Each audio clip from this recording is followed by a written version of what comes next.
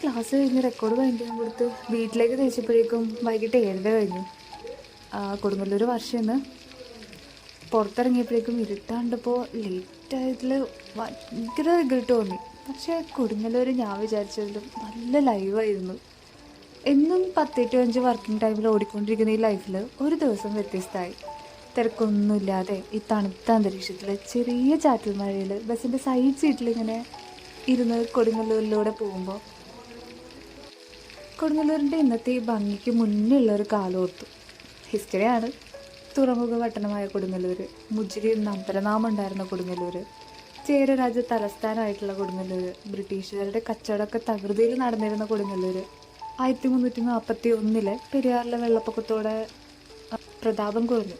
കൂടെ സാമൂതിരിയുടെ അക്രമം കൂടി ആയപ്പോഴേക്കും. പക്ഷേ അത് which leads to the rise of Kochi as a prominent trading centre. കൊച്ചിയും കൊടുങ്ങല്ലൂരും തമ്മിലുള്ള ബന്ധം അതാണ്. കൊടുങ്ങല്ലൂർ ചരിത്രത്തിൽ കൊച്ചിയോടൊപ്പം തന്നെ നിൽക്കുന്ന ഒരു സ്ഥലമാണ്. എന്തായാലും ഹിസ്റ്ററി ഒന്നും പറഞ്ഞ് ബോറടിപ്പിക്കുന്നില്ല. ഒരു വല്ലാത്ത റിഫ്രഷ്മെൻറ്റ് തോന്നി. എല്ലാ ദിവസത്തെയും സ്ഥിരതകളിൽ നിന്ന് ഒരു ഡിഫറെൻ്റ് ഡേ. ആദ്യം തോന്നിയ റിഗ്രറ്റ് തിരിച്ചെടുത്തു.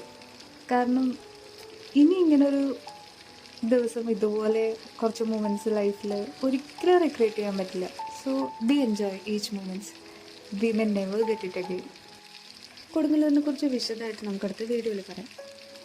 കൊച്ചിയും കൊടുങ്ങല്ലൂരും തമ്മിലുള്ള ബന്ധവും കൂടെ ചരിത്രത്തിൻ്റെ ഒരുപാട് നാഴികക്കല്ലുകളും എല്ലാം. So stay tune.